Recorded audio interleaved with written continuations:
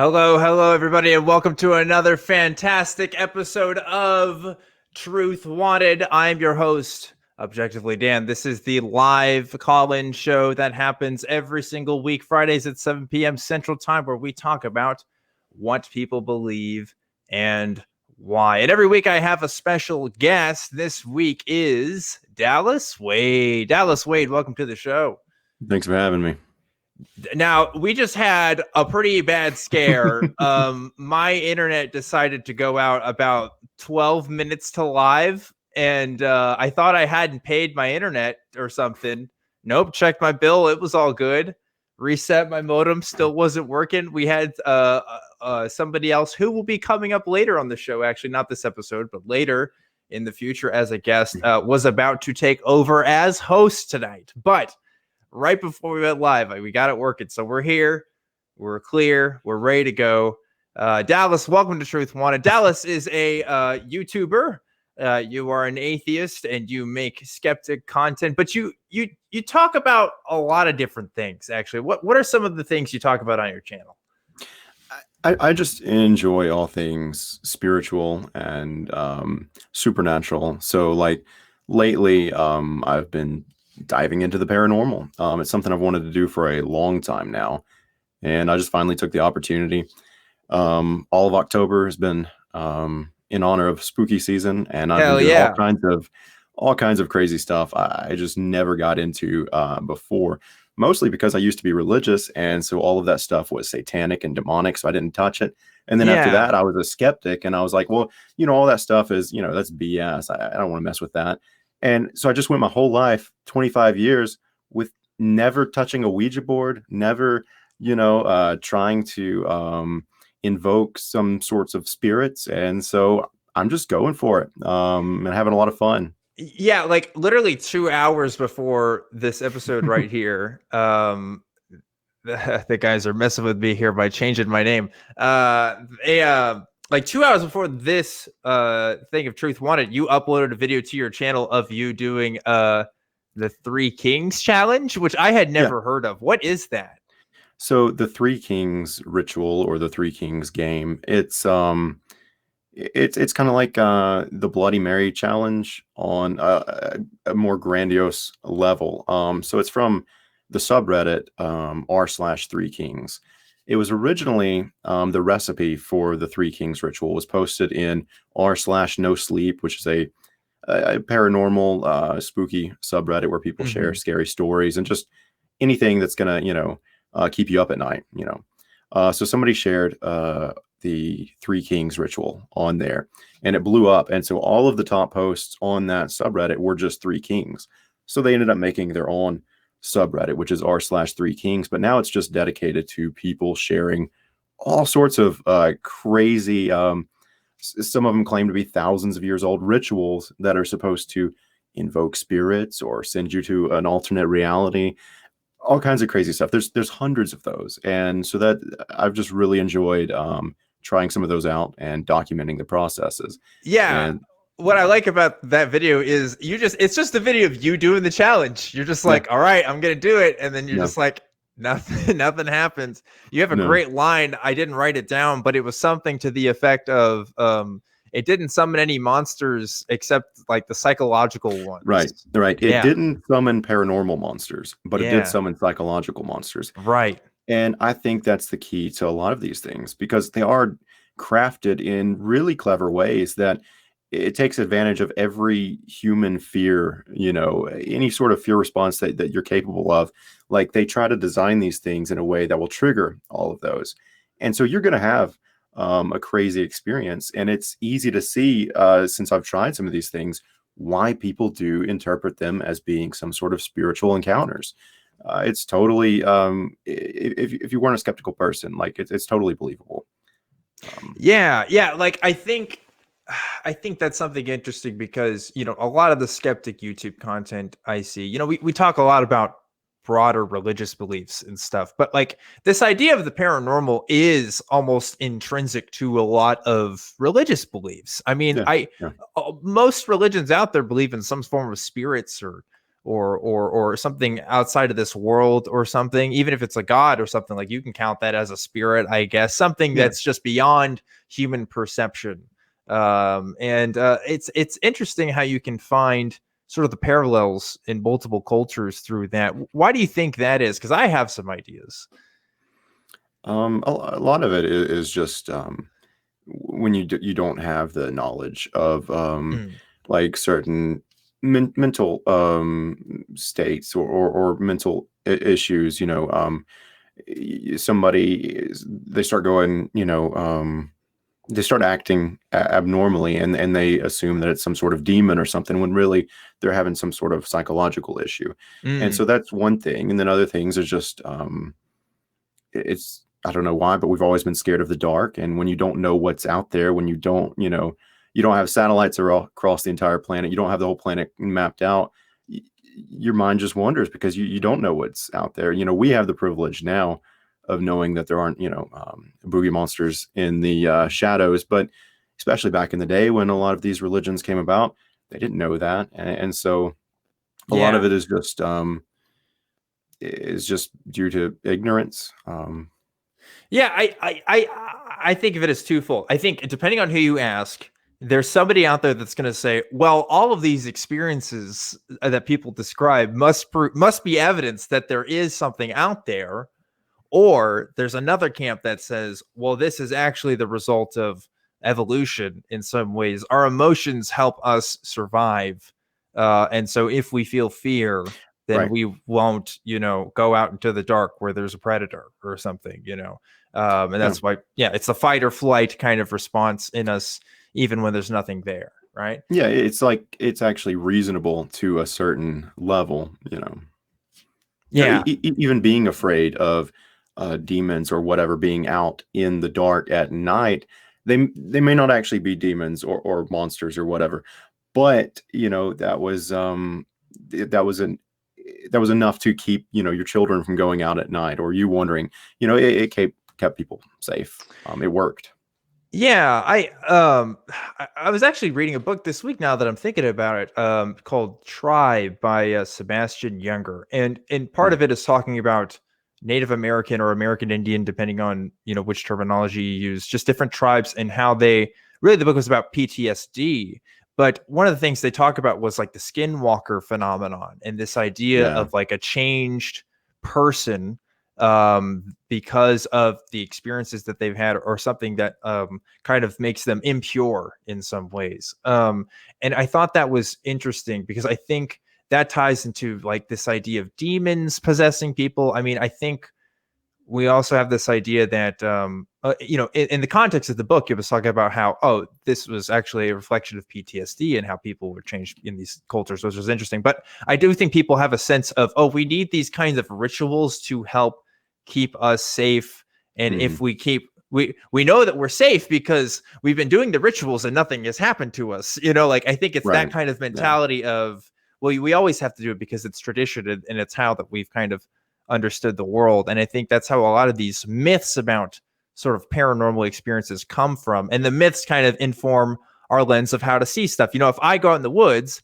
and I think I see Bigfoot, that's because I know about Bigfoot stories. You know what I Yeah. mean? So I'm going to fill the gaps a little bit. I think that's what we find with a lot of these paranormal experiences too. Yeah. Absolutely. Yeah, yeah, really cool. So, like, do you have any plans with the channel right now besides I mean, are you going to keep doing the paranormal stuff? What other kinds of stuff do you talk about on the channel? Yeah, so I talk about mostly religion and religious culture, and more recently, paranormal type stuff. That's probably going to be that's probably the niche I'll keep on my channel. I have other interests, but they'll probably never pop up on this channel. Or yeah, I might create another channel in the future for other stuff that wouldn't interest this specific audience. But for now, the direction though is paranormal stuff and religious stuff. I talk a lot about religious culture. That's how I started my channel. Hmm. I live in Alabama. It's in the Bible Belt. So most of my videos, especially all of the first ones, they're in response to things I hear from people around here, Christians and conservatives and whatnot. So as long as I live in the Bible Belt, I will continue to make videos responding to the rhetoric and the beliefs that people have around here. Yeah, as someone who's been to Alabama several times, Bless your heart. you could make a lifetime, you could make a living just talking about the BS people say around there. And this is coming from a guy that lives in Texas, but you know, like Texas isn't really, like, people understand Texas isn't really the South. You don't really get to the South, I think, until you go like to Louisiana, Alabama, Arkansas. Right. To me, that's more representative of that kind of culture. Texas is kind of its own thing with its own mythology, but you know, I don't know. I don't know if you'd agree with that, but like, I find that it is fascinating that in an age where we do have as much access to resources, as much access to, you know, just the information that we have, that you still kind of find a lot of these folk beliefs online, no less, of people sharing these stories about these rituals. And I imagine a lot of it, like if we're talking about from Reddit and stuff, it's probably from kids, you know, it's probably kids trying to scare each other. But how many amateur ghost hunter groups are out there, you know, really trying to find stuff?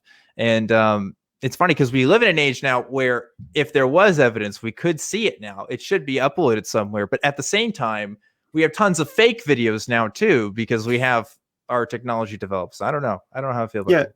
That's what I've noticed, too, because I've been looking on YouTube. I don't know if I'm really stepping into the paranormal community or not, but I was kind of looking to see who's out there, you know. And almost everything I found on YouTube as far as channels dedicated to ghost hunting, paranormal investigation, they're all fake. They all fake their videos. Because I saw a few who had done some of the rituals from the Three Kings subreddit, and they all faked them, which was kind of disappointing. So there might be some real ones out there, but they definitely don't rise to the top.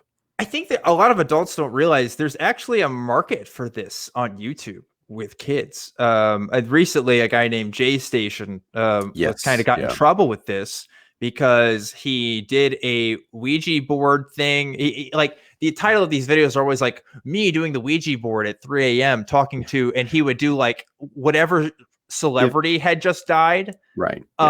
And he also like did his ex-girlfriend, and she was still alive. People found that out. Faked her death to do a Ouija board video. It's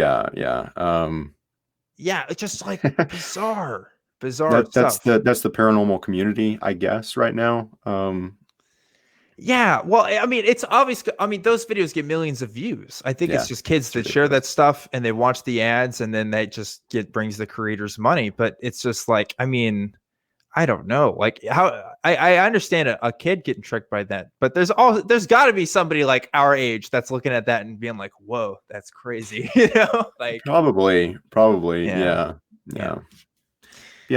tell everybody else that I'm getting into this market, because I want to kind of get in first. You want to skeptical, paranormal. Who would you contact with the Ouija board at 3 a.m.? Who would you want to talk to? I talked like Carl Sagan. I was gonna say Mr. Rogers. That'd probably be a pleasant conversation, right? Yeah. Maybe Alan Watts. Alan Watts?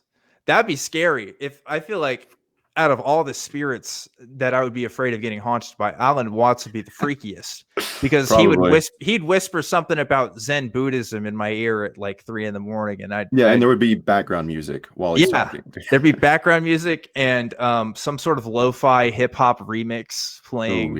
It'd be great.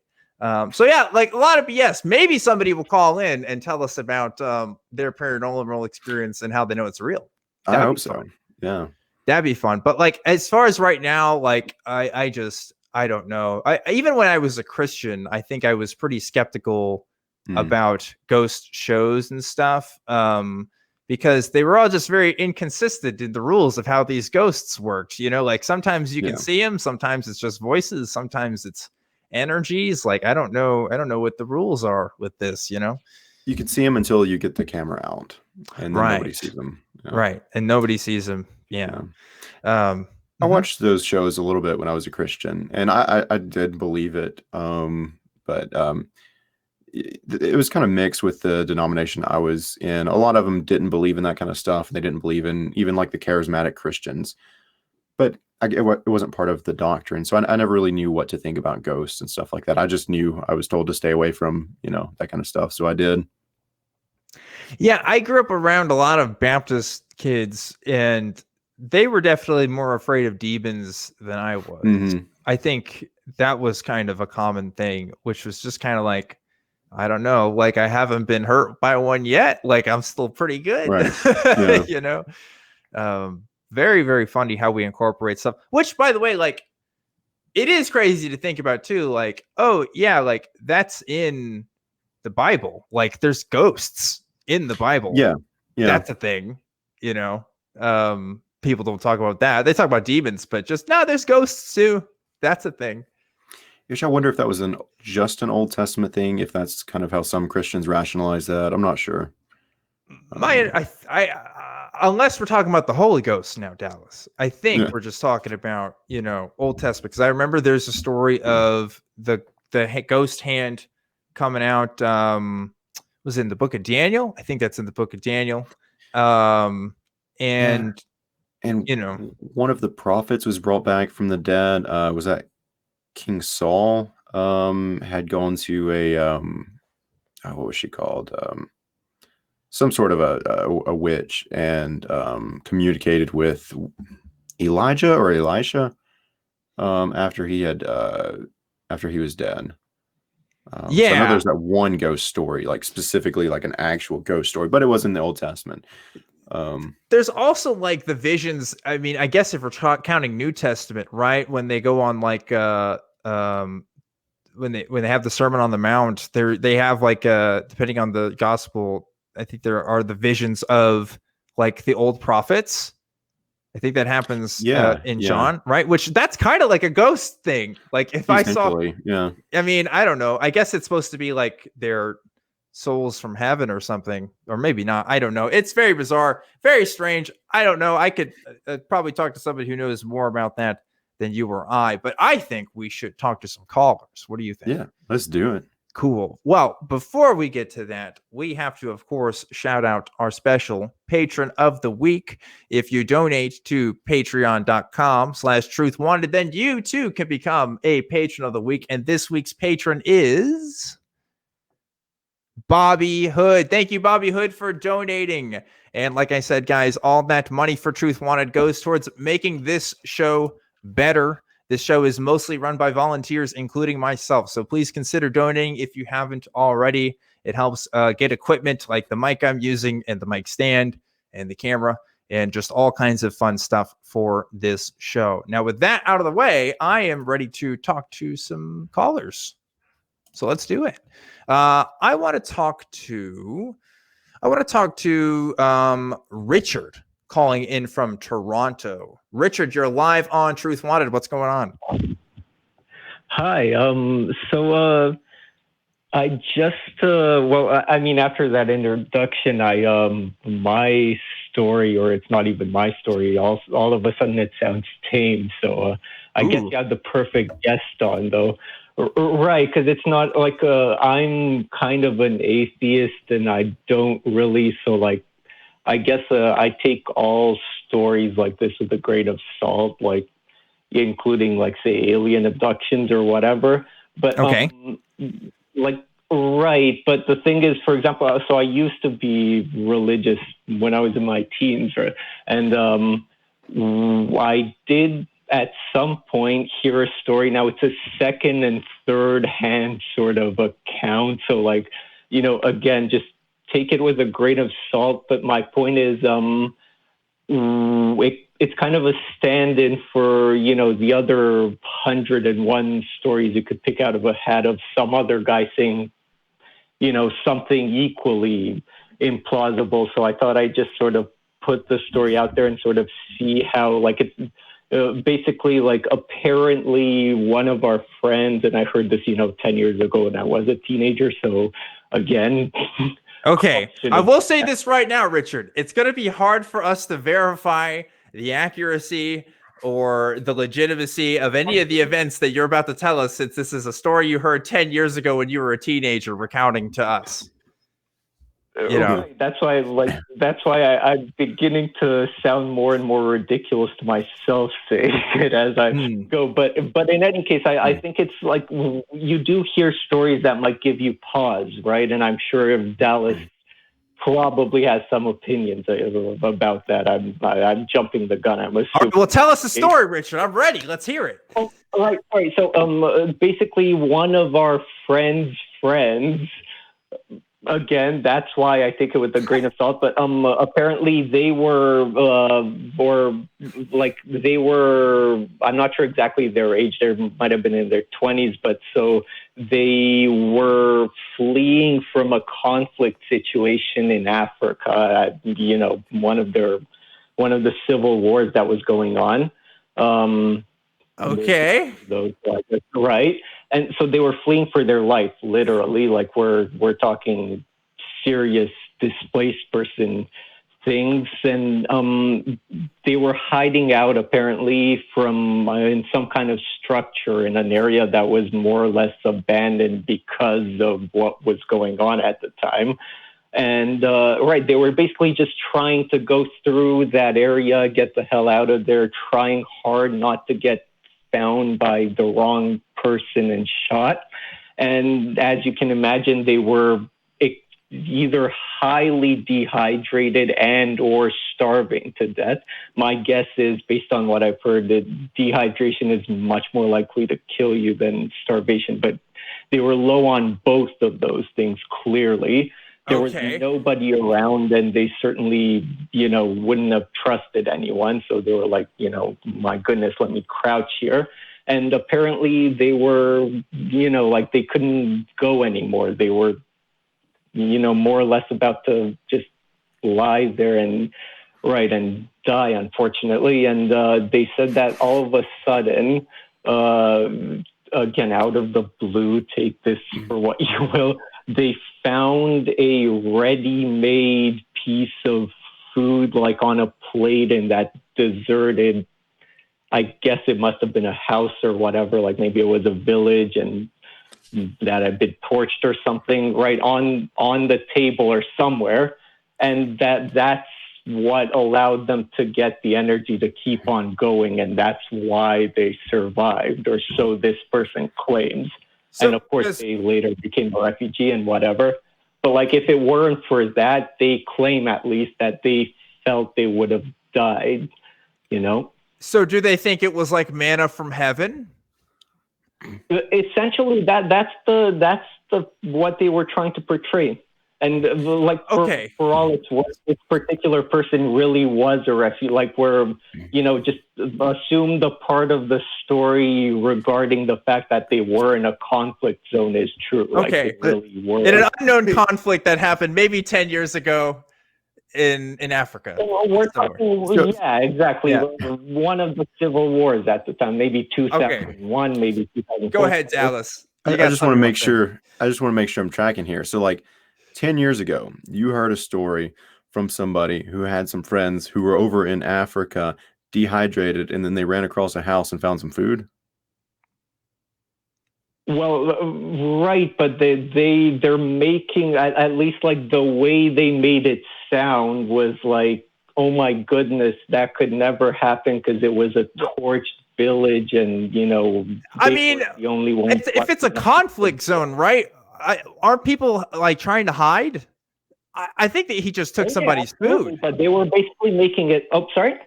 What if he just took somebody's food? I mean, like, what's the possibility that somebody had left that there because they were trying to hide from this conflict? I don't know. Like,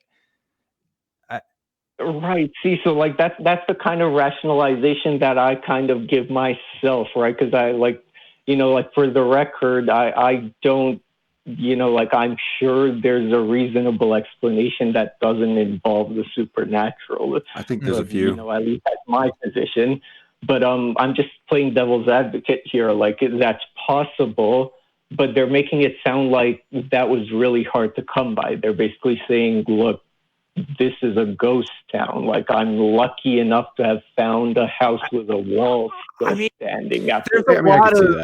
There's a lot of like itinerant people, people who are without permanent homes that occupy ghost towns and other places. I mean, Squatters. yeah, like it wouldn't surprise me if that was the case. Yeah. You know, Even if it's a ghost town or an abandoned place, yeah, there's going to be people staying at those places, and those people most likely eat. yeah. I mean, that would be if I was you 10 years ago and somebody was telling me this story, this would be my first response. I think, like, I wouldn't preclude the possibility that there was just somebody else there. Like, I don't know why that's not super reasonable, but I mean, I also don't know where in Africa, and I don't know what conflict we're talking about here, so I don't. It's hard to evaluate what exactly was going on. But like, does that? I gotta ask, Richard, does this story really give you pause as to whether or not there's something else out there? I mean, at one point it did. That's sort of my main issue. It's sort of me calling in with like trying to go back to the mindset I might have had back then when lots of things kind of gave me pause. I mean, I kind of like thought about it and eventually became an atheist. But like, you know, at the time this seemed convincing. I have to say I sound a little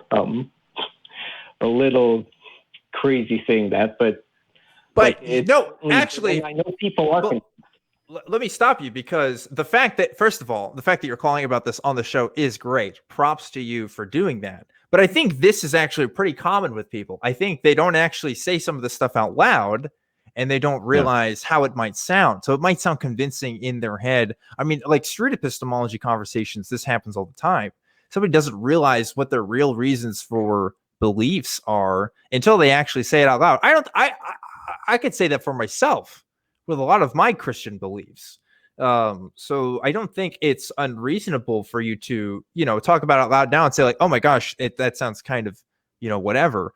I think that's a good thing. I think we're realizing now, like, oh, this is, now that we're saying it out loud, we can kind of deconstruct this and maybe move on, because it doesn't really sound like it makes sense with any of your other worldview, presuming that you're an atheist and presuming that, you know, you don't have a belief in the supernatural per se. So I don't know. What do you think, Richard?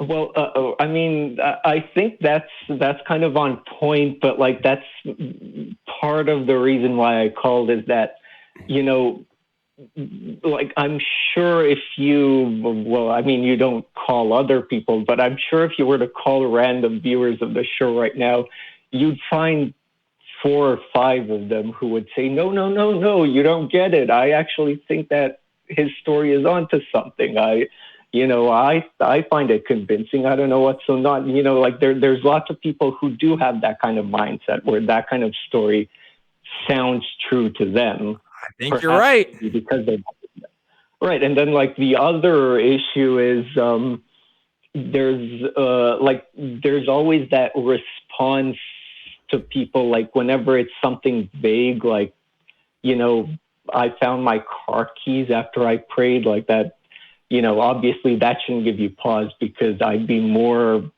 interested to hear about you not finding your car keys 5 minutes after you lost them, right? Yeah. That's more rare than finding them, right? Whereas this is something, so people will immediately come back with, but you're not addressing the real stories, you know, the really interesting ones, or the really compelling ones, the ones that are way out there.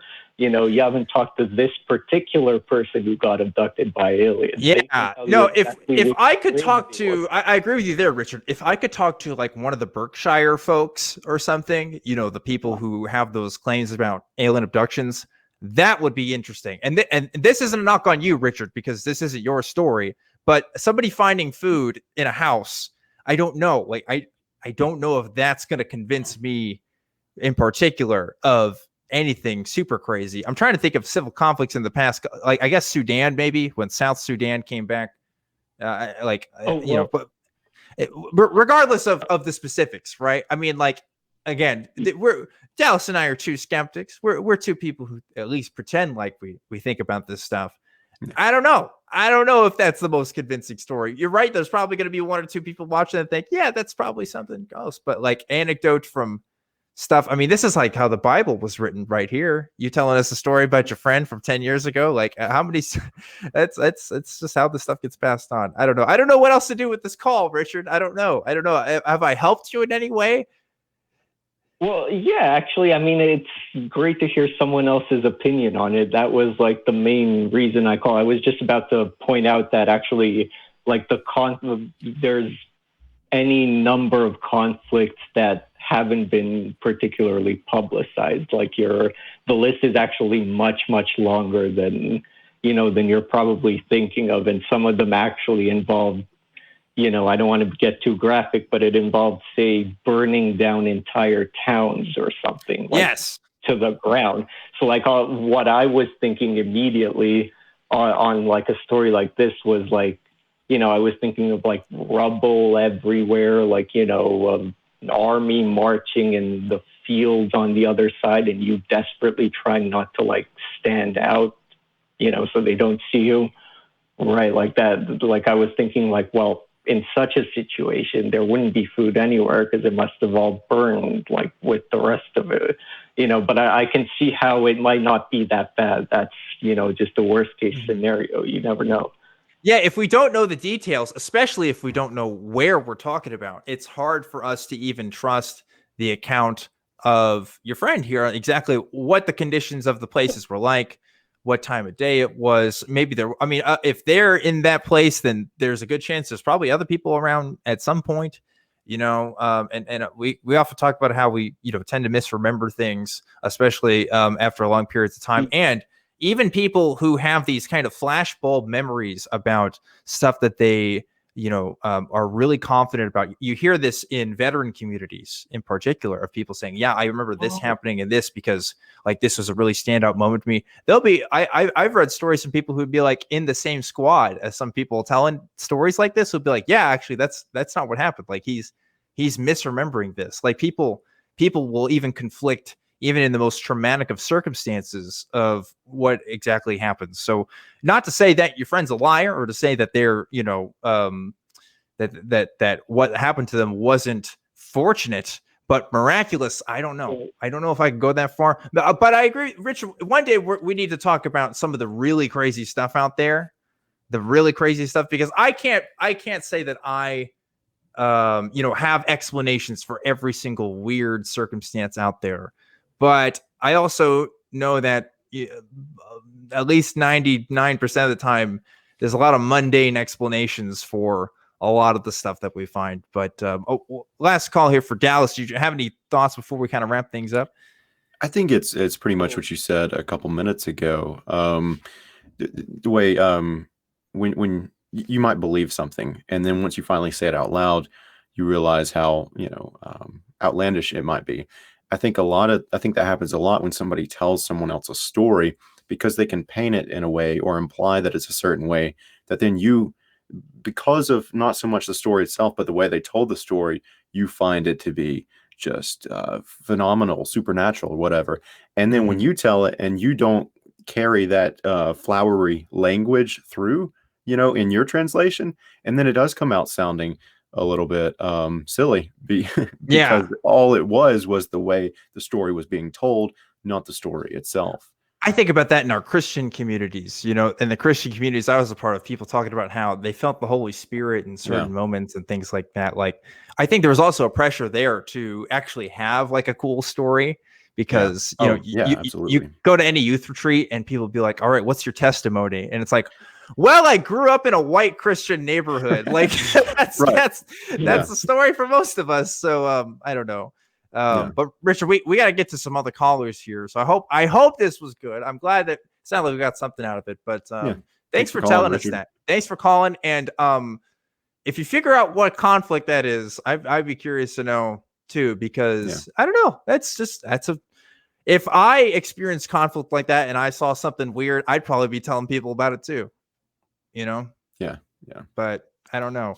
I want to get to next. I think this might be the first call we've ever had from Belgium. This is Harper calling in from Belgium. Harper, what's going on? Yeah, hi. Thanks for having me on. So for the past few years, I've known this girl and dated her for a while, and she didn't have a very good childhood. Mm-hmm. And she created this kind of place in her head where she was special, and these aren't my parents that are doing these things to me. And she's created this fantasy where she's an angel, and she has this sister who's a demon, according to her. And they actually, well, she acts like she has two different personalities. And I was kind of asking for advice for how to deal with it, because for the past 2 years, I've just been going along with it. But, yeah. Yeah. Well, I guess I'll speak to this first. So I'm happy that you felt comfortable talking to us about this on the show, and I appreciate you calling in. But first thing I would say is I'm not a doctor, and Dallas isn't a doctor, and we're probably not the first people who could be making any kind of diagnosis of what other people are going through. If I were to guess based on what you just told me, it sounds kind of like dissociative identity disorder. Which is kind of, people have talked about it as like multiple personality disorders and stuff, you know, and that's unfortunately a human condition that people can suffer through. And if that's the case, then seeking somebody who specializes in mental health in Belgium, I don't know what services or systems you'd have to go through in your country. But I mean, that's just what you have to do. I wouldn't be qualified to reason with somebody who might be going through something like that. And I don't think it's your job to either. I think there's a reason why people study this stuff for years, who try to help people with going through these problems. But I honestly, I think that's all I can say about that, unless Dallas, you had anything else you want to add. I obviously have no professional opinion here. Yeah. But it definitely sounds like something I would go find a professional to talk about, somebody that's qualified to evaluate someone's mental condition. I would definitely try to make that happen. Yeah, that's kind of why I called, because I didn't know if I personally should do something, because if I seek help for her, she might get like angry at me for not believing her. Or yeah, I think that's unfortunately a problem that a lot of people who have family members or friends who suffer through mental disorders. I don't think that's unique to your experience, but I think a doctor would probably still want to talk to them about it. I don't think it can be framed as, it's not that you don't necessarily believe them, but that maybe this is somebody that they can talk to about this, that can listen to them the best. Because you can talk to them and listen to them and say that you believe them all day, but that's also not going to get them the help that they might need. So if the problem is framing, then maybe that's the way to talk to them about it. Or maybe if there's a way where you can alert somebody to know about it, and have them contact her. Again, I don't know how services work in your country. I'm not sure what the procedure would be, but I mean, that would be my suggestion. Yeah, I could probably do something like that. Yeah, it's complicated. Yeah, it is complicated, and it's really, really hard. I don't personally know anybody in my family who has ever struggled with something like that, but I hear stories occasionally from other people, and it's never easy. It's never a clear-cut situation sometimes, because these are people in your life that you love and you have experiences with, and it may seem like, oh, they're exhibiting these behaviors, and you're just concerned about them. You're just want to know about their best well-being. But again, that's why we, at least in this country, we don't talk about mental health enough. To even try to fix those kinds of problems. Instead, we unfortunately let it fester. Hopefully where you live, they can get the help that they need at an affordable rate. But I think that's all I can help you with there, Harper.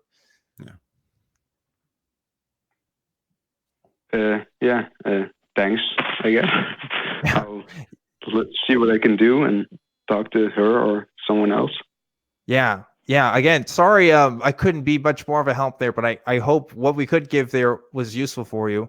And I encourage anybody who is watching this show who feels like they need help or needs someone to talk to or knows somebody that needs to talk to, please seek out whatever local number is there for you for your mental health services. Again, we get people from all over the world. Like, I don't know what it is for every country, but a call-in show like ours, we have fun and we talk about really serious stuff, but that's just something that's just outside my scope, unfortunately.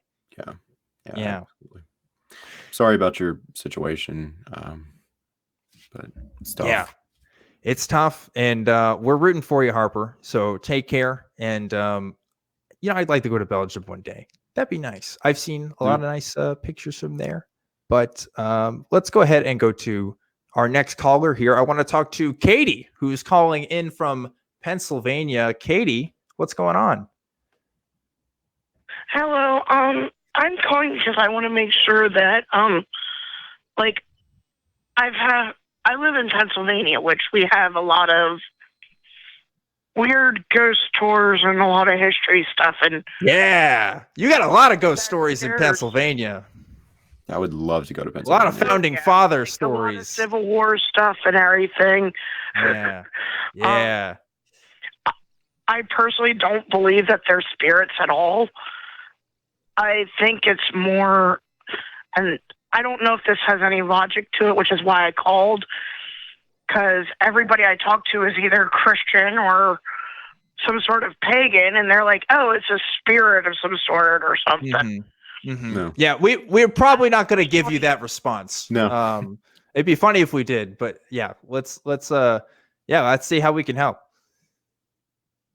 So I noticed a pattern that every ghost story, the spirit does the same thing.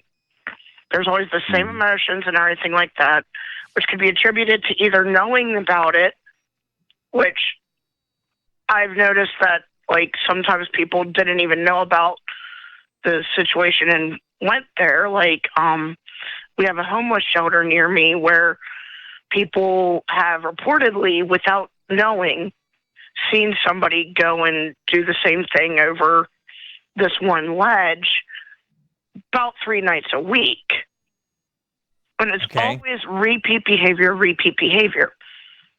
So in my mind, it was like, okay, is it a possibility that since with every single spirit, allegedly, like it always seems to be a highly emotional thing and repeat behavior. So is it a possibility that instead of a spirit, because time is not linear, that it's a permanent stain on time, or at least a temporary stain on time itself that we're witnessing? Like a Groundhog Day type traumatic event. Yeah, that's typically what it is, isn't it? There is like a pattern to like, oh, they were sad in this one part of their life, and so they're doomed to repeat it in the afterlife for a couple hundred years. Yeah, I don't understand how that works. Like, are human emotions just that powerful that we have to slam a door every Tuesday night? Like, I don't know. Again, like I don't think it's personally the soul or anything like that doing it. Mm-hmm. Like, I don't think that there's any personal connection to it. I think it's more along the lines of there's a stain on time itself rather than any like if you have a traumatic event, I don't think it's gonna be you attached to that. It's more along the lines of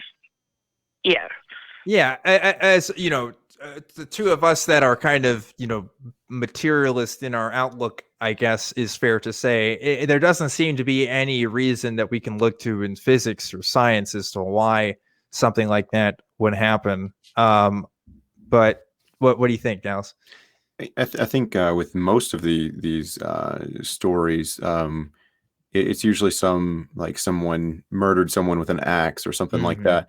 And that's the event that people keep seeing repeated. And so I don't really think it's necessarily because there's evidence that there's actually some spirit repeating these events. It's that it's a big story, even if it's local, oh, well, somebody was murdered in that house, and that just happens to be what all the locals see happening at the house.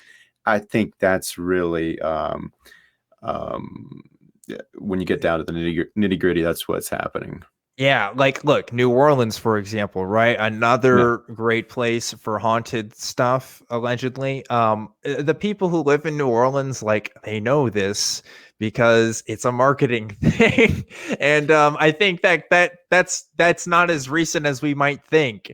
I think as you can look at stories from the 18th and 19th century of people promoting this stuff. There's one in particular of one that happened like 100 years ago. I'm trying to remember the name of the house, but it was basically this house that basically they said that this woman haunts, and the people could claim to talk to this woman if they went to the basement and stuff. But of course, it's kind of trickery with the lights and things like that. So, I don't doubt that people maybe have weird personal experiences that, again, they just kind of heuristically go to, oh, it's that axe murderer from however many years ago. But I think part of it, I mean, people do lie for this stuff too, especially I imagine in the haunted tour places in Pennsylvania. It's probably not different than it is in New Orleans, just kind of getting tourist money. I mean, it's sad and it's cynical, but like it's we got 3 tour. We have an author in my area right now that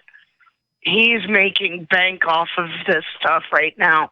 And I don't even live in Gettysburg. Yeah.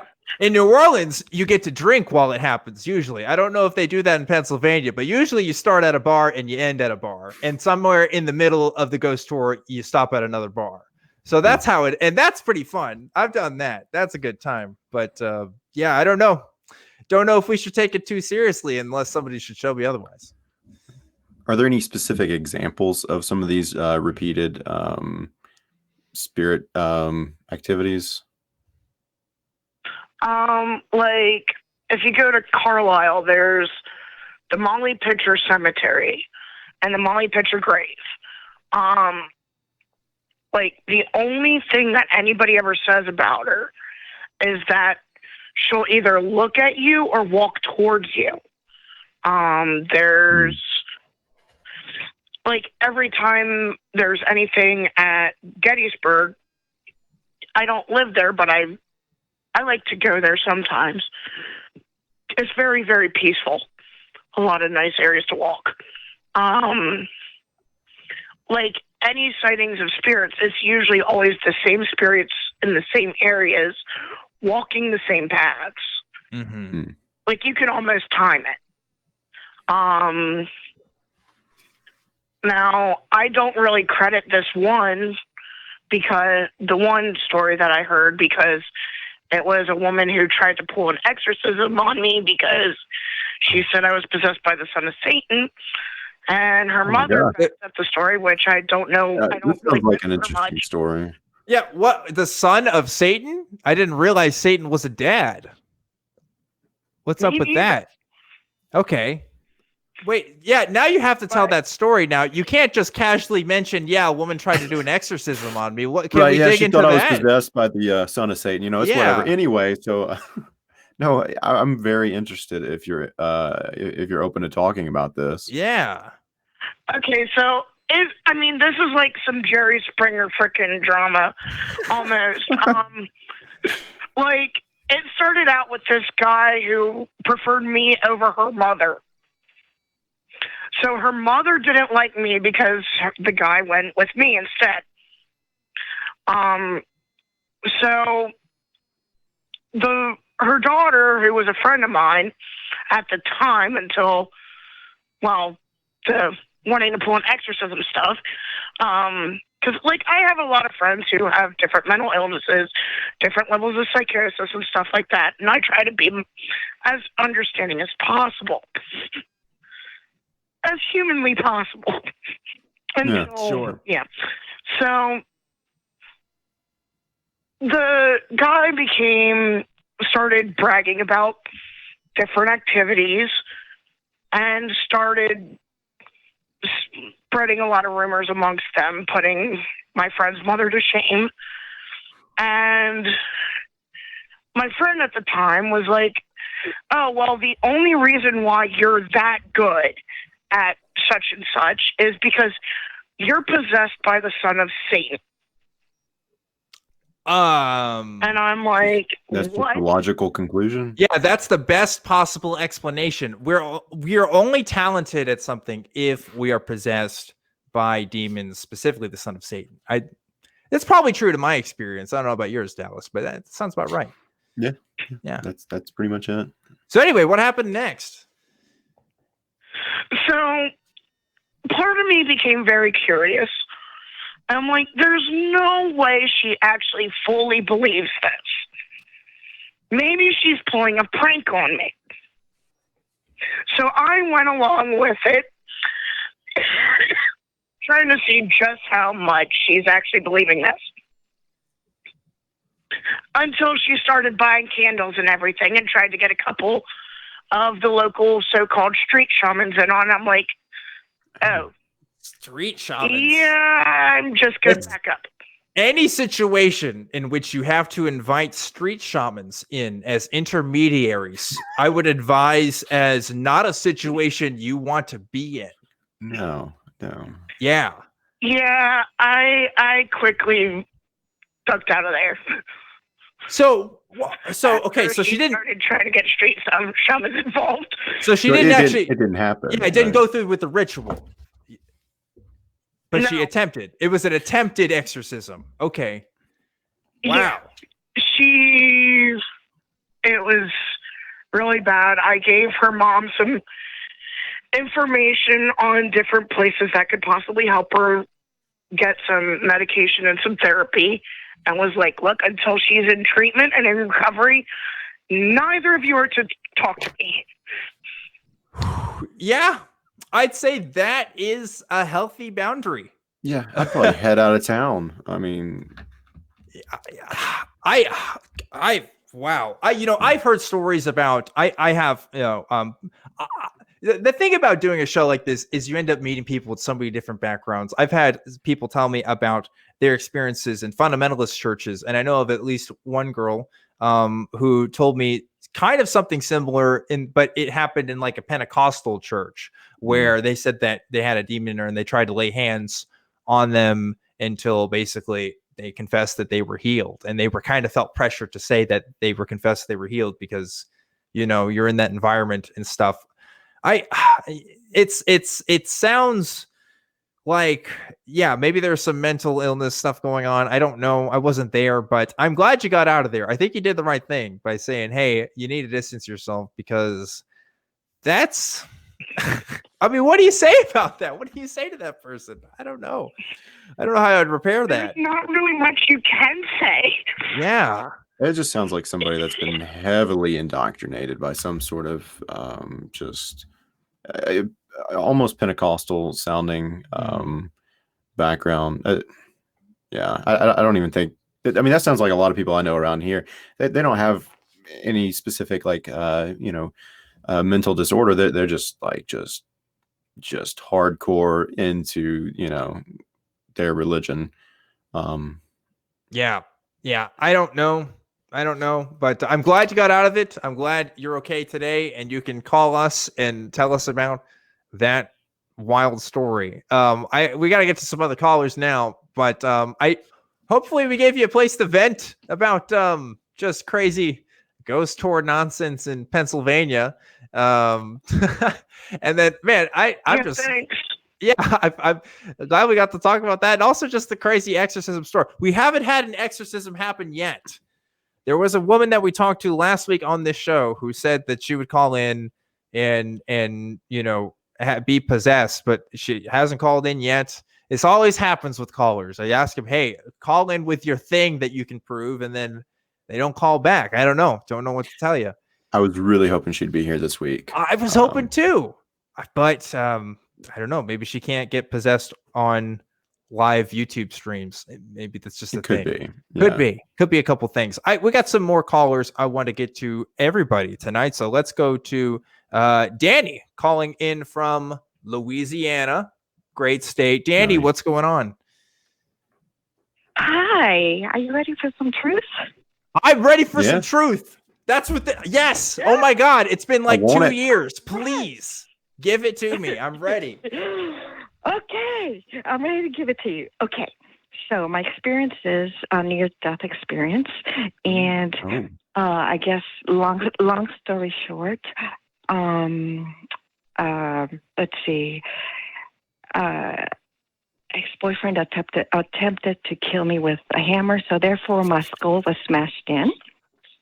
Oh my So God. what I want to say, what I want to say was, I supposedly died 6 times. Okay, so what I want to say that there were no pearly gates. There was no God there waiting to greet me, and I'm an atheist, and that's what everybody always wants to know. What happens when you die? Well, letting you know, my truth is there's nobody greeting you. There's nobody that greets you in that point there. So technically, I don't think I was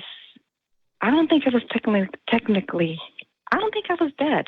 I know doctors and all that say all that, but I don't believe that I was 1,000% dead. Yeah, so like if you were dead, you wouldn't be talking to us, right? I think that's like kind Exactly. of yeah. I think this is a common and I know Dallas has something to say about it too, but this is a common thing where people will say, "Oh, I was medically dead," maybe they were brain dead or something or whatever, but they couldn't have been actually dead because if they were dead, they wouldn't be talking. I think like that's just this kind of misconstruction of terms that happens. And I'm certainly not an expert in exactly how they classify this, but I know that there's a difference between, your heart being still, for example, does not necessarily mean you're dead. You can be resuscitated at that point. There can still be brain activity. There's other functions of your body that's going on, but people will say this as, yeah, my heart stopped, therefore I died, and I saw a white light or whatever, which tends to be an effect of oxygen deprivation, for example. And this is a story that happens. Go ahead, Dallas. Yeah, I don't really have anything to add to that specifically. But yeah, I was just thinking, I don't know all the medical terms for different types of death, but what I was thinking is people who claim to have died or been told that they were dead, they weren't brain dead, right? Like they weren't like actually like no, nothing going on in their brain. That's why like they still have the it's a release of dimethyltryptamine, right? Is what causes these visions. Like basically they're tripping out is because their brain's still working, but things are starting to shut down. They just don't shut down completely. Yeah. So Right. like, So basically you start to die, But you don't. but Yeah. right. Right. yeah. And I don't have a great understanding of it. That's just kind of the what I've picked up secondhand hearing. And about these sorts of Dallas, things. I think even the most research experts in the field would probably admit and say, yeah, we don't have the best understanding of exactly what's going on there. Obviously, you can't have a CAT scan on somebody that's dying. Like, that's not really their focus, and it's not really ethical to induce a near death state and kind of study that. So it's I know it's been a hard thing for people to study in this particular literature for a long time. What I do know about it is there is a difference between being legally dead versus medically dead, and depending on the state, depending on the province, they have different definitions of how they count that. And so you can have like a death certificate and still be alive, for example. Like that's a thing that's happened with people and stuff. So you have to be careful when you hear these stories. And I'm glad, Danny, you got to call us and just confirm to us that hey, there's no pearly gates. Now that could be because you're an atheist, and you weren't allowed to go to the pearly gates. Did you ever think of that? Oh, okay. Right. I wasn't special enough. No, to have no. seen God, right? Yeah, I guess. It is I guess. typically Christians that Yeah. see, Jesus in the pearly gates, whereas Muslims, they see I guess all their virgins and whatnot. It's weird how that works. That's a thing too that people talk about. I'm sorry, I'm talking a lot here, but like there are Muslim near death experiences. Like you can look up those stories. There's also Hindi near death experiences. I've watched some of those on YouTube. Yeah. Yeah.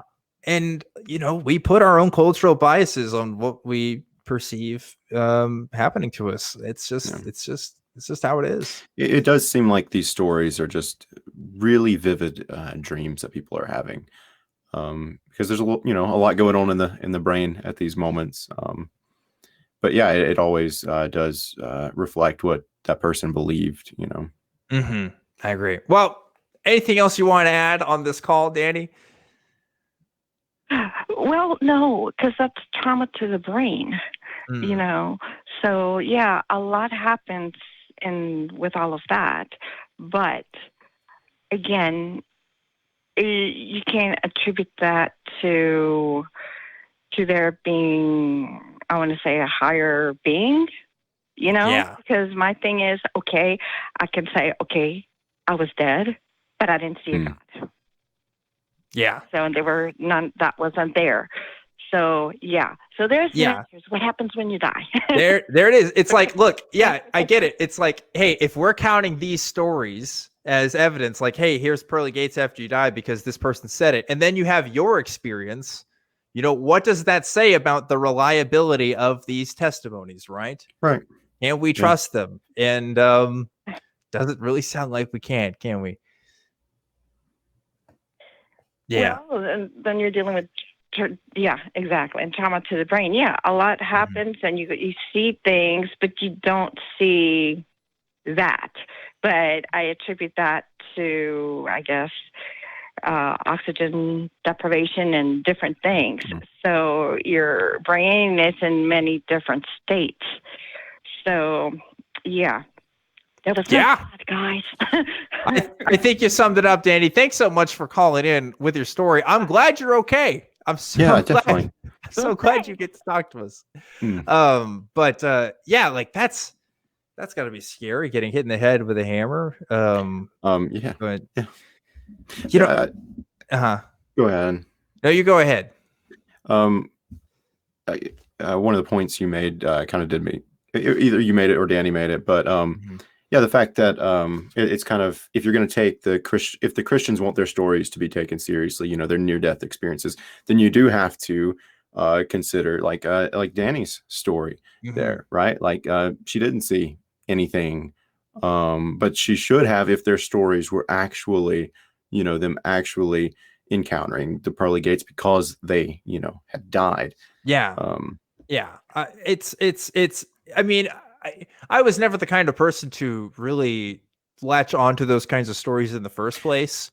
No. But there's somebody out there that their belief in God or their belief in their religion is hinged on a story like that. So it's the world we live in. It doesn't help that we have a lot of those people on shows like Oprah and, like daytime television and, just kind of giving credibility to, like obviously the Heaven is for Real story that blew up a couple of years ago. That's what comes to mind to me about it being kind of a scam.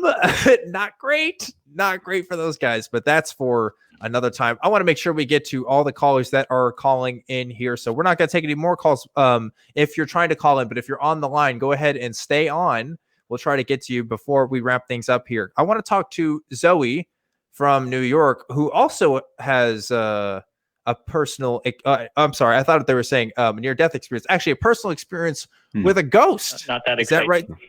Okay, what's going on? Sorry, but sorry, I don't have any exciting exorcisms that happened to me, but that's okay. I haven't either. Right. So we can relate. Yeah, so this was maybe about 4 or 5 years ago, when I was in high school, I went to Letchworth Village, which is an old abandoned mental asylum near me. Nice. Yeah, And yep. I was there with my mom and my girlfriend at the time, and we were walking around. We saw this lady in this brown, I don't know if you know what velour is, the material. A velour. I'm not sure. I'm not familiar. Yeah. It's kind of like velvet, but they don't really use it anymore because it's just gone out of style. And my mom was sounds fancy. Who recognized it? Yeah, it was from it was big in like the 80s. Okay. Okay. We're both like lady zillennials. I think Dallas, do you identify as Gen Z or zillennial? I'm right there on that line. I think I identify more with Gen Z though. Okay, so you're like a year younger than me, so there we go. But anyway, that doesn't matter. Go ahead and tell your story. Yeah, so we saw this lady. We didn't really see her. So like we were in this little stretch where there was like a road in the middle and then 2 buildings on either side. And we came around the corner and we didn't see her at first. And then we were looking at this tree had this funky looking like growth thing on it, and then we looked towards the road and we saw this lady walking by with like this really stringy hair and like this brown jumpsuit on, walking around. She didn't really look at us, and it was fall, so there were leaves on the ground, so we weren't exactly being quiet. Right. But she didn't really acknowledge us. And then we went to go look at some of the other buildings. And then when we turned around, she wasn't there. And there wasn't really anywhere for her to go. If that makes sense. Was this on? This was outside of a mental institute, you said? It was. It's abandoned. It got shut down in like 80 something. Can I ask? You said y'all weren't inside it though. Y'all were walking around outside of it. Why were you at a mental institution, abandoned mental institution at night? Yeah, that's kind of what I was. Oh, it was during the day, but. Oh, okay. Y'all were just exploring it. I was doing a photography project for my art major, and gotcha. We had to do a human rights thing, but okay. I would question why you would be there, and I don't believe in ghosts, and I wouldn't go to an abandoned mental institution at night unless I had like a camera crew with me, and we were just gonna film how ghosts aren't a thing. But no. I don't know. That's interesting though. Did y'all believe in ghosts when y'all saw this? Like beforehand, did y'all already believe in ghosts? I don't. I think my mom does. I don't know about the other person with us because I don't talk to her anymore. But y'all all saw this woman. Yeah, we all 3 of us saw her. That adds some validity to there being something there for sure. Like, I mean, there's definitely somebody. Yeah, 3 people telling the story is better than 1. You know, my question is, how do you know that there wasn't a person there, and that they could have had some sort of trap door, or, you know, maybe they just got away quickly enough? I mean, are we absolutely sure that that's not a possibility? Because I don't doubt that maybe you could have saw a person there, but I do question the idea of, was there really no way for them to escape? Because sometimes we're not the best judge of time as how people are moving and stuff like that. Yeah. And if it was somebody who lived in that abandoned building, they probably knew every little in and out around there that, you know, probably somebody walking by wouldn't be aware of. You know, they were probably scared when they saw y'all, and, you know, they just yeeted out of there. Yeah, like it is possibly that it is a homeless person, but the one thing that does kind of weird me out about that idea is how like new the like tracksuit looked. Like it looked new, clean, but it was like a material from the 80s that nobody uses anymore. I think honestly, wouldn't that kind of lend credence to the idea that it was someone who might have been struggling with homelessness? Because I mean, people who have those struggles do tend to have donated clothes and stuff, and that wouldn't surprise me that they had clothes from a couple decades ago. Yeah, it makes a lot of sense. I can try and describe. It's kind of hard to describe the area. So like there are 2 buildings on either side of the road, and the road stretched out between them. Okay. And then behind the one, we were on the right side of the road. I mean, I guess it'd be relevant on which way, but to the left side, behind the buildings, there's a little like paved area, and then behind that was a steep hill. That was all wooded and Okay. it would be hard to get to. And then we just kind of like turned around, and then when we didn't see her, and if she went behind those buildings, the only other way she could go would be to go back around to the front. But yeah, I'm still in the territory of I don't know with ghosts, probably not, but just because weird experiences I've had and my mom has had. Yeah, I think, if you're at a place like that, I imagine you're already kind of a little bit on edge, even in the daytime, because abandoned mental health institutions are creepy, straight up. That's just how they are. And so, there might be a perceived heightened sense of danger there. And I wouldn't be surprised if you did see somebody and that kind of, I don't know, freaked you out in a way that didn't logically, you couldn't compute where they went. I mean, I guess it's not that it couldn't possibly be a ghost, but like just based on what you're telling me, it just kind of sounds like that's the best explanation. I mean, without knowing again the mechanics of how do ghosts work, how is that a thing? How do some people become ghosts and not others? Like that's what I would have to be left to believe unless I saw evidence otherwise. I mean, what do you think, Dallas? Yeah, I would want to see that road and that area, because I think the key would be there. I think there's some sort of little, I don't know, some manhole in the road or something that, you just didn't know was there. That's what seems likely to me. Like I definitely, from the details you've given, I definitely believe y'all saw somebody. Yeah. And it also seems very likely, you're at an abandoned mental institute. Those are large buildings. There are a lot of homeless people that live in those. Yes. Sounds like it all adds up. Lots of places to hide. Yeah, wearing old clothes. Well, that makes sense too. It's a homeless person living there. And if they live there or stay there a lot, they probably know ways to escape that you're not going to be aware of. It's just what I'm assessing from it right now. Yeah, maybe it was a ghost, but it doesn't seem very unlikely that it was just a homeless person that yeeted before you could see him. Yeah, yeeted before you could see him. Well, Zoe, that's about all the time we got for this call. I hope you're able to. Yeah, and I am possibly going back there tomorrow, actually. Oh, or next. Oh, are you going to be taking a camera? Maybe. Yeah, I had a camera last time, but I just at first it didn't occur to us like that it was like anything weird until like after she was gone. Yeah. So like if you have a GoPro or access to a GoPro, you should strap one of those on.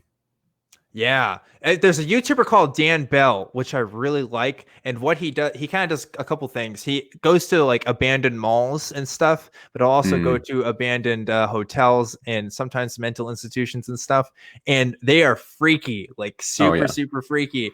And one time, there's a video he has where like I think a drug dealer or something came in the building, and he locked himself in a room while he heard people talking because he found the bag of drugs that they were looking for.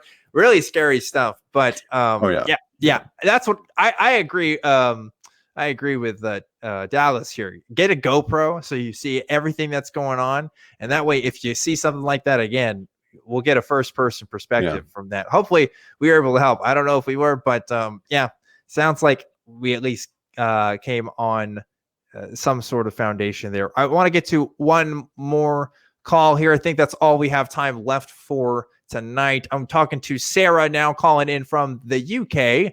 Sarah, what's going on? Hi, Dallas. Hi, Dallas. Hey. It's a seance story. A seance story. Nice. I love it. It was 40 years ago. 40 years ago, though. But I'm an atheist, and I'm also a skeptic, which is weird. But this story's been bugging the hell out of me for 40 years because it won't go away out of my head. So I'm ready to hear. It was around, I had a baby girl, and I moved back to my mother's house because he was a pretty violent bastard. So he was, so I was living with her, with my baby, and then she invited some of her friends. My mother invited some of her friends over, a middle-aged couple, who, after about an hour chilling, decided to to do things on the dining table, and then it was apparent that we were going to have a séance. Nice. I love it when I find out I'm accidentally going to be a part of a seance. It happens to be, I got at least 4 or 5 times a year. You know, Totally you're going to a friend's house and you think you're just going to hang out, watch the football game, and they want to have a seance right there on the dining room table. It's annoying. It's just the worst. Yeah, but this was so unexpected. No one had told me. It was just happening. Like, it was only the 4 of us. It wasn't a party atmosphere. We weren't getting pissed or anything. No. That was drunk in England, not angry. Yeah, anyway, I'm trying. I want you to tell your story, but I'm just trying to think, if that happened to me, what would I do? If I was like hanging out with Dallas, I think he and I would look at each other and just walk away. I don't know, but any seance in my life would be an unexpected seance. Yeah. It's not a planned thing. I didn't get invited on Facebook to the seance event for this one, but anyway, Sarah, tell your story. Don't listen to us jokers. I want to hear this. Let's hear it out. So I'm actually living with my mum at this point with my baby upstairs in bed. So, it's the table's all set up. All the letters are in a big circle. The glass is in the middle. There's a yes at one end and a no at the other. And so we started all this weird, spooky, dimming lights, putting candles on, I love it. The normal stuff. I'm into it. We all put our hands on the glass, nothing happens, and then I don't know what happened next, but the glass did start to move, and the guy that seemed to be in charge of the seance goes, here we go, okay, here we go, we're beginning. And the glass is moving, and I start giggling, like I'm thinking back on it now, and I'm giggling now. But the glass was moving, and I'm thinking, you're pushing that. You're all pushing that. You never told me about this Satan seance. It's a setup. You're having a prank with me. And so the glass kept going round, and then they asked my mum to ask for a spirit that she would like to invite. Okay. Of course, she wanted her daddy, so she said, I want my dad. I miss my dad. And so the glass is going around nice and fluidly, no touches in it or anything. Really nice, round, solid rotations. And then she's asking him questions, and it's going mainly to yes and no. It's really, it's not spelling out any words at this point. It's just going to yes or no. The questions are very basic, like, is it you, Dad? Right. So just so I get some details, this is a board at this point. Huh? This is a board, and you have a planchette where everybody's. No, we it's kind of a makeshift one. It's not a board. It's I think it was pieces of paper with letters on. Just okay, that. But everybody's hands were on it. Equally, everyone's hands were on the glass in the middle of the letters. and with a yes and no at either end. And so it's all yes and no answered. Yes, I'm here. And I'm still giggling, but they're getting really serious. And my mum's sort of getting all watery-eyed. Oh, wow. And I'm thinking, okay, I better stop giggling now, because I don't want to upset my mum, even if it's fake or real. I don't want her upset. So I went along with this whole thing. And then, I don't know, about half an hour in, they asked me if I wanted to ask anybody any questions. Excuse me. So I said, I can't think of any. You caught me there. I didn't even know you were going to ask me next. Everything was like shock, like put on me, like suddenly put on me. So I couldn't think of anything. So they were calling, in the process of trying to call any spirit, like to fill in the gap of me thinking who to call. Right. Like we'll do a fill-in call. Is anybody there? This couple, they were a married, middle-aged couple. I was about 20. And they started talking to each other. And then the glass moved to the word yes. Mm-hmm. And they looked at me and they said, did you just ask a question? And I said, I did, but it was in my head. I didn't say it out loud. And they said, what was the question? And I said, can my granddad see my baby? She was only about a year old. Can he see her? And that was my question mentally, not out loud. So it went to yes. So So I got all giggly again. And then it spelled out, it was the first time the glass spelled out the word lovely. And lovely. And then I kind of got over the giggly bit, and then I got over the shock bit, and then I started really enjoying it. Really enjoying it. So I asked whether I would go back with the baby's father, and it went to a direct no, and I never went back to it.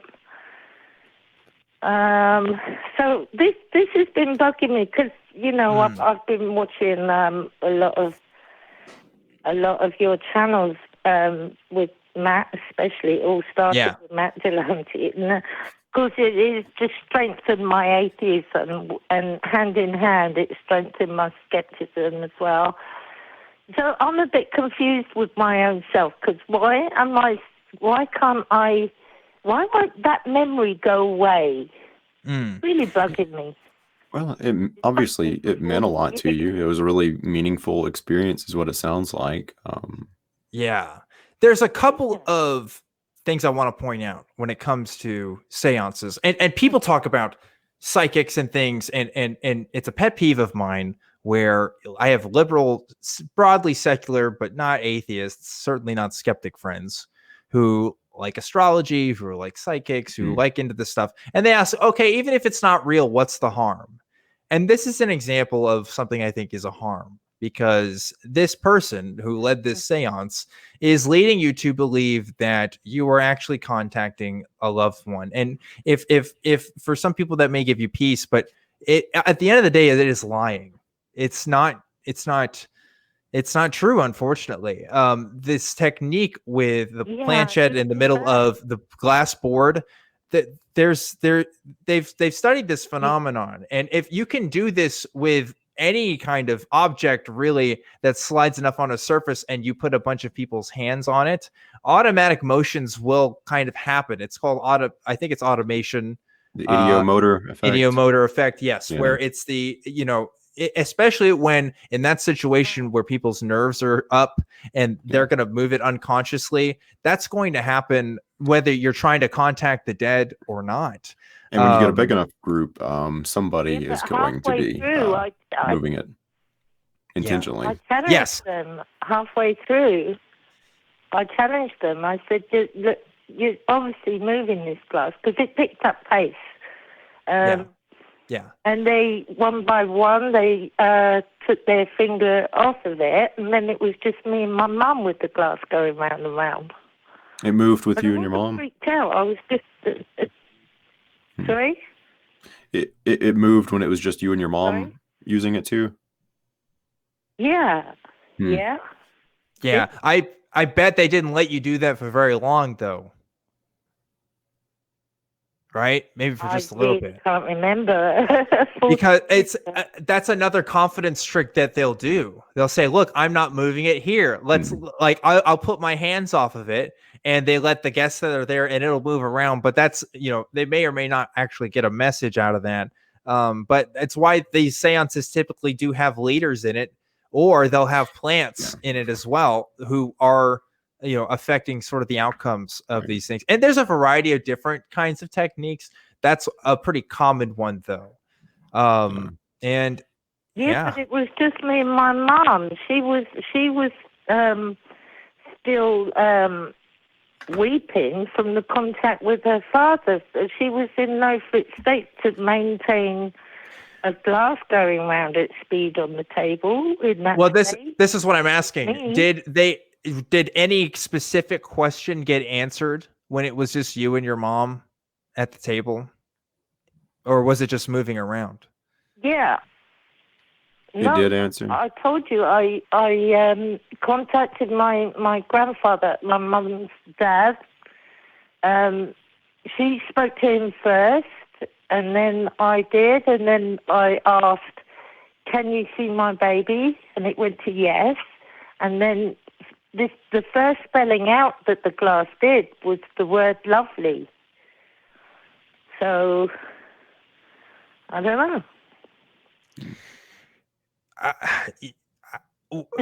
There are, again, this is another example that we've had a couple times tonight of just I wasn't there, so I can't tell you exactly how a lot of this stuff is done. But if it's a case of just moving to yes or just moving to no, that's a coin toss. If the story that you're describing is correct in that it was you and one other person spelling out the word lovely, there may be some other tricks that are involved with that stuff. I've heard of magnets being used.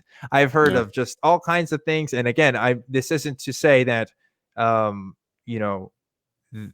I don't think your recalling of the events is accurate, but seances are just notorious for all kinds of tricks being used, and I would be skeptical of that experience to the best of your ability. And I know it can be especially difficult because we are talking about a relationship that you had with a loved one, and that makes it even harder to be critical of. But we have never had demonstrated evidence that any seance ever has done anything, and it's just doesn't seem to be a real thing, you know.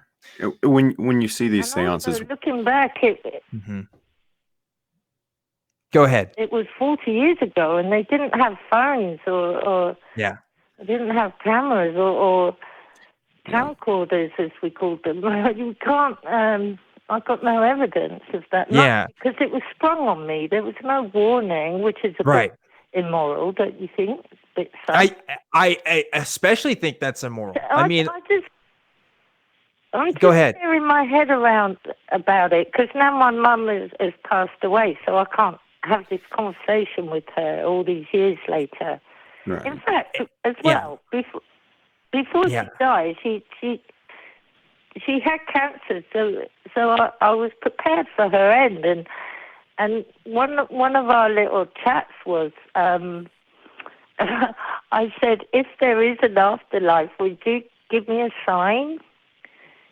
After, could you, my mum, can you of all people be able to get through to me? Give me a sign if there's any afterlife. And of course I haven't had anything like that, but I just can't get rid of this memory of that seance when there was just four of us, and then it was just me and my mum's finger on the glass. I mean, that's just saying it was her then, isn't it? She was in on it. She was probably in on it then. It's possible. It's possible. And another thing to consider But what too would is be their motive? every What would be time their motive to do that to me? I can't rule that out as a possibility, but another thing to consider is every time that we tell stories about our past, they always get a little bit different because we adjust the stories that we tell to certain audiences of people, and that can affect our memories as well. And we're talking about something that happened 40 years ago. And you were caught off guard. This was a period of time where you were obviously, a lot younger, and you were thinking about relationships that you had with a relative, and that's going to bring you into an emotional state of mind where you're not going to be ready to be critical of the situation, which is another technique that they use for this stuff. Yeah, I mean, there's so many explanations, but Sarah, I would suggest if this is still really bothering you and you don't want to take me or Dallas's word for it, there's a guy named Darren Brown who's actually a magician from the UK, and he has this. Yeah, so he has an episode about seances, and he goes into a lot of the techniques and stuff. I don't know if you've seen it, but I suggest you look into. I may have. I will definitely watch it. Yeah, check that out because definitely. They talk about that stuff, and one of my favorite things that Darren Brown does is the way he just lays it all out. He's just showing you like there's tricks to everything. There's just every kind of, he makes no bones about it. He's just like, yeah, these people are just probably conning other people, and that's the world that we live in. I remember he did this thing on psychics. Yeah, he did this one on psychics that I really liked, where the psychic goes to this person's house, and will tell all this stuff about this person's family relationships and their past and stuff. And this lady was like, how does he do it? Like, this doesn't make any sense.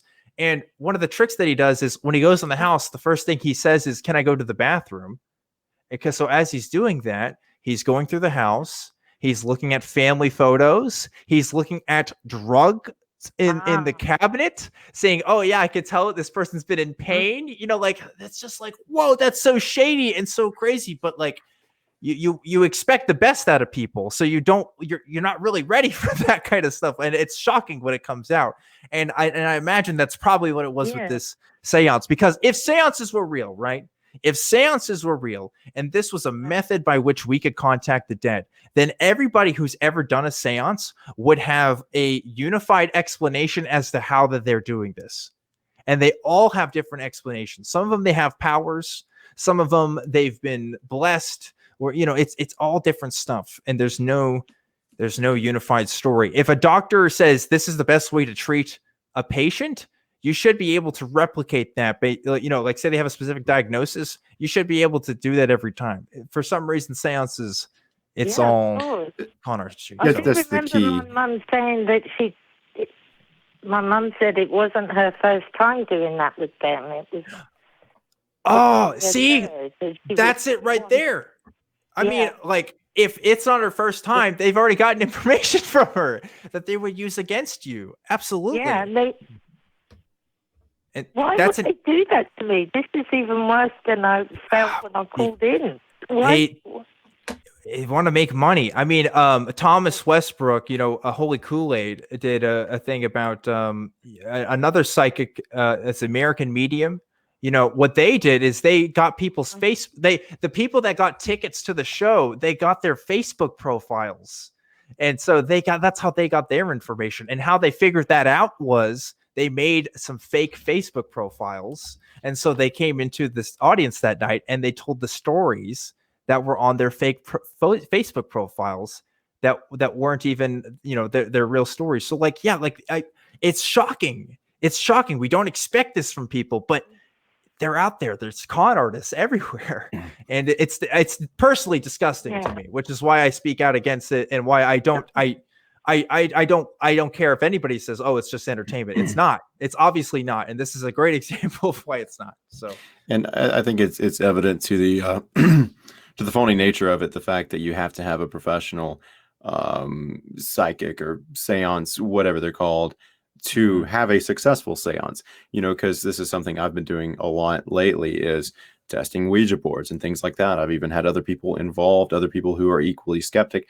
And shockingly enough, we don't have any results. We don't get anything out of these Ouija boards. You have to go to somebody or be with somebody who believes in it or is somehow profiting from it to actually get any sort of result. And I don't think that's a coincidence.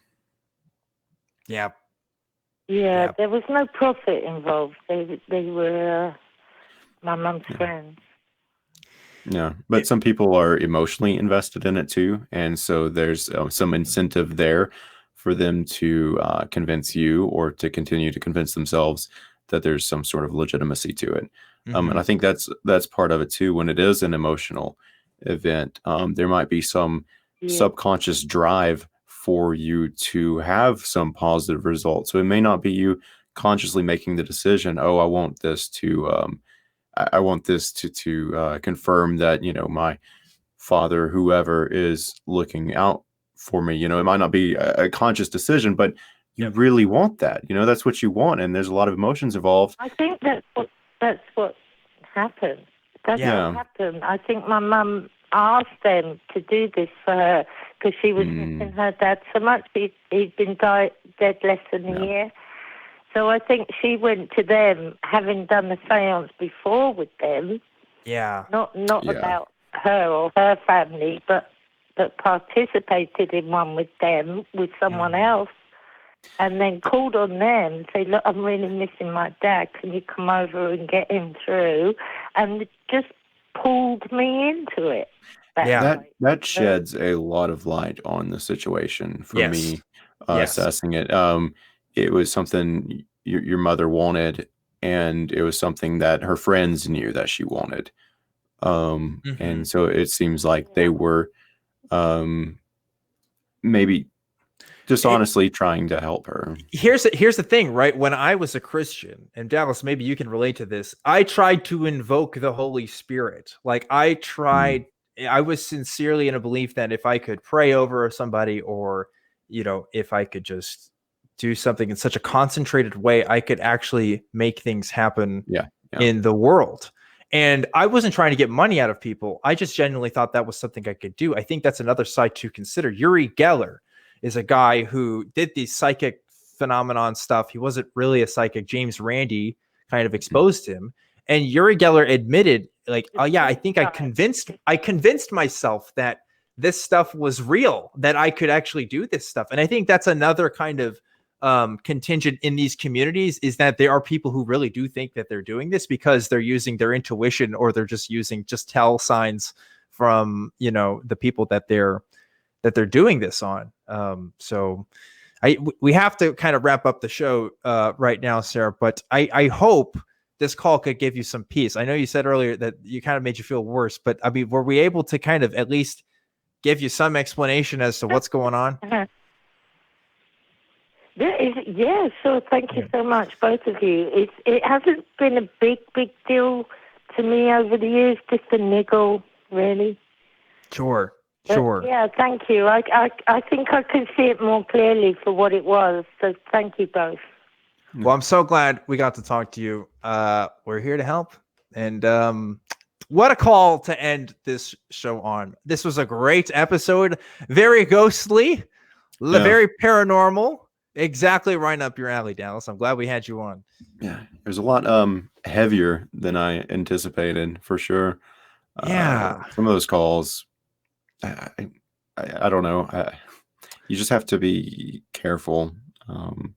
Yes, ghosts are a great metaphor for our trauma. They are manifestations of our lived experiences. Because people who go through hard events like that, it does feel like they're being haunted in some way. And maybe some of that comes in the form of telling these stories about events that don't leave people's minds. I don't know. There's a lot of reasoning and research into why stories like this happen, why people do what they do. And then when you got really dishonest people involved, it just gets even messier and worse. And taking advantage of the vulnerable people. Which is why I would love to disabuse people of their wrong beliefs. And I'm glad we had the conversation tonight. Dallas, Wade, thank you so much for being on. If people want to find your stuff, where should they go? Well, primarily my YouTube channel. And then I do have a Patreon if people want to help support what I do. And then I've got my Twitter, my Instagram, and my Facebook. But mostly YouTube is where I do the most important stuff. So make sure to go subscribe if you're interested in paranormal stuff or religious commentary, things like that. Yeah, and if you haven't subscribed already, please do, because Dallas is almost at 1,000 subscribers. And I told him before the show, I think we can get you to 1,000. I want to make it to 1,000. You're just a little bit off, so let's get you there. So that would be amazing. But if you're watching this live, don't go away just yet. We're about to go to the after show on Discord. So check out the link to that in the description where you get to come talk to us. But if you're not watching this live and you're wondering how you can find this show again, this is Truth Wanted. We're live every week, 7 p.m. Central Time. You can find this show on YouTube, iTunes, Spotify, or wherever else you might get your podcast. Please like and subscribe and leave a review. That helps us boost our numbers. This show is a production of the atheist community of Austin. And so if you donate to our patreon.com, everything goes to the show. So please consider becoming a patron for that to help make shows like this one even better than they already are. If you want to follow me, you can do that on Twitter at ObjectivelyDan. You can also contact the show. It's truth@atheist-community.com. That's the email address. If you want to hang out with me and some other fans, we have a Facebook group. It's the Truth Wanted fan group. I recommend you check that out. It's pretty cool. I try to post on there as well. And yeah, it's pretty fun. Last but never, ever not least, I have to thank the wonderful, fantastic, amazing crew that helps make the show happen every week. There's the crew cam. Look at all these awesome people that help make it happen. We even have animals that help out. I don't know what the law is on animals using computers, if that counts as, unpaid labor in some way. Yeah, it might. It depends. I think in Alabama, where you're at, it's probably good. I don't think they've gotten that far in their legislation. But No, it's definitely safe here. Your pets or your children, whoever you want to force into labor. And force into labor. Now, before we go tonight, Dallas, we get one question for you. And my question is, if you could haunt anybody after you died, who would you haunt? Oh, that's it's a tough one. I could name a few people, very honestly, but I think I'll stay away from that. I hear you. I don't know if I want to put that out there. I'd probably haunt my son. Yeah. Okay. Yeah. All right. Is it going to be like a good, a good haunting? Good vibe haunting. A good vibe haunting. Yeah. I'm going to go with that. I want to point out too, another way you can support the show, folks, is through our merch. I almost forgot to plug that. Yeah, we have a merch store. That's pretty cool. This is why I need to look at my notes when I'm doing these at the end here. But yes, the merch store is one way to do it. We've got masks. It's hoodie season again, folks. It's getting there. Consider that option. And another way to do it as well is through YouTube memberships. That's pretty cool. You get emojis in the chat. And now I feel weird because, we're doing these plugs right after I asked the question. But that's all the time we got for tonight, folks. Remember to always keep wanting the truth. And I'll see you next time.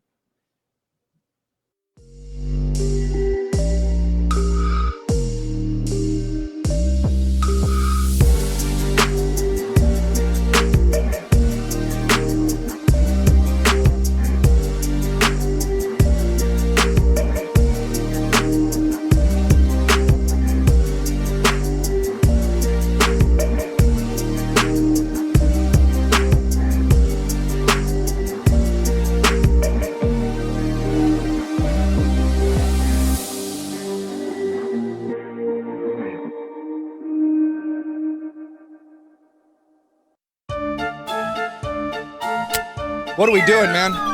What are we doing? No, you're done.